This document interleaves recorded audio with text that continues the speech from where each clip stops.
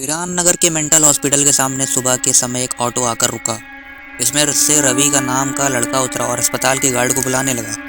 कुछ देर तक जब कोई नहीं आया तो रवि खुद ही गेट खोलकर अंदर जाने लगा। जैसे ही रवि गेट ने खोला, एक आदमी उससे पूछा कि तुम टीवी ठीक करते हो? रवि ने जवाब दिया, नहीं। यह सुनते ही उस आदमी ने रवि को जोर से दार थप्पड़ मारा। मारते हुए कहा कि यहाँ से भी सिर्फ टीवी ठीक करने वालों को अंदर आना था, तुम यहाँ क्या कर रहे हो? रवि को कुछ समझ नहीं आ रहा था। थप्पड़ खाने के बाद उसका सिर भी चकराने लगा, लेकिन किसी तरह खुद को संभालते हुए रवि ने कहा कि मैं यहाँ नौकरी के लिए आया हूँ। तब एक डॉक्टर उसके साथ एक साथ 4 कंपाउंडर भी साथ गेट पे पहुँच गए। उन्होंने थप्पड़ मारने वाले इंसान को पकड़ लिया। डॉक्टर ने कंपाउंडर से कहा कि जाओ इसे ले जाओ, ट्रीटमेंट की तैयारी करो, मैं जल्दी आता हूँ। कंपाउंडर के जाते ही पास खड़ा रवि डॉक्टर के पास गया और कहा कि आज इस अस्पताल में मेरा पहला दिन है, क्या आप मुझे बता सकते हैं कि डॉक्टर पाटिल कहाँ मिलेंगे? डॉक्टर ने जवाब देते हुए कहा कि मैं ही पाटिल हूँ, तुम यहाँ से सीधा जाकर अपने जॉब लेटर ऑफिस में जमा करो और वहाँ से ड्रेस लेकर मेरे बगल वाले कैबिन में आ जाना। रवि थोड़ी देर में कंपाउंडर की वर्दी पहनकर डॉक्टर के कैबिन में पहुँच गया। डॉक्टर ने उसे बताया कि जो तुम्हें अभी गेट पे मिला था वो पागल है, पिछले 8 दिनों से वो सभी को टीवी बनाने वाला समझ रहा है। फिर जब उसे पता चलता है कि वो टीवी बनाने वाले नहीं है तो गुस्से में थप्पड़ मार देता है। उसके बाद डॉक्टर ने अपने अस्पताल के रमाकांत कंपाउंडर को बुलाया और रवि का परिचय सबसे कराने के लिए कहा।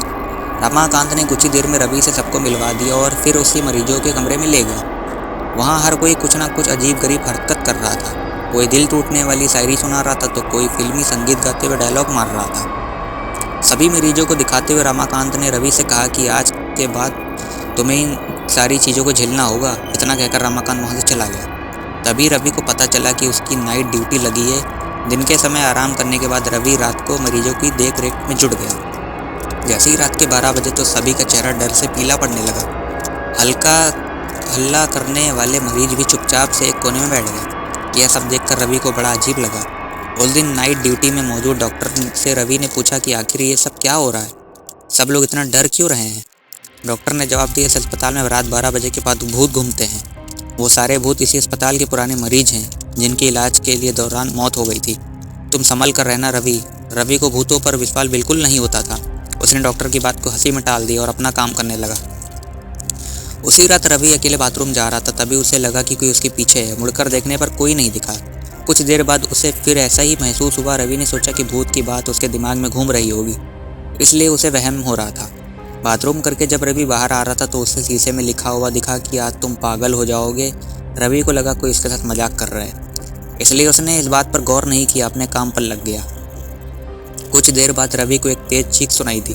वह दौड़ते हुए आवाज़ की ओर गया। जैसे ही रवि वहां पहुंचा तो एक पागल ने दरवाज़ा अंदर से बंद कर दिया था। किसी तरह से रवि उस दरवाजे को खुलवाया। दरवाज़ा खुलते ही उस पागल ने रवि को हवा में उछालकर गिरा दिया। रवि इतनी जोर से गिरा कि उसकी पीठ में गहरी चोट लग गई थी। तभी एक जोर से हंसी रवि को सुनाई दी। वही पागल हंसते हुए बोला कि मैंने कहा था ना कि आज तू पागल हो जाएगा। रवि ने गुस्से में झल्लाते हुए कहा, पागल आदमी तूने ये क्या किया? रुक, तुझे अभी बिजली का झटका देता हूँ। पागल ने जवाब दिया, अस्पताल में मिलने वाले बिजली के झटके से ही तो मेरी मौत हुई थी। अब तू क्या मुझे कोई शौक देगा? अब मुझे उनका डर नहीं। इतना कहती उस पागल भूत ने रवि को एक हाथ से पकड़ा और दूसरा हाथ स्विच बोर्ड में डाल दिया। इसी तरह से रवि को बिजली का इतना तेज झटका दिया, उसकी चीखों से पूरा अस्पताल गूंज उठा। रवि की आवाज़ सुनकर अस्पताल में मौजूद नाइट स्टाफ दौड़ते हुए उस कमरे की तरफ आए और सबको वह रवि बेहोश हालत में मिला। तुरंत रवि को मरीजों के बेड पर लिटाया। उसी दिन से रवि की दिमागी हालत खराब हो गई थी। अब रवि अपने आप को अस्पताल का डॉक्टर समझता है। अपनी पागल स्थिति और डॉक्टर बनने के वहम के चलते रवि ने ब्लेड से अब तक कई लोगों का पेट काट दिया था।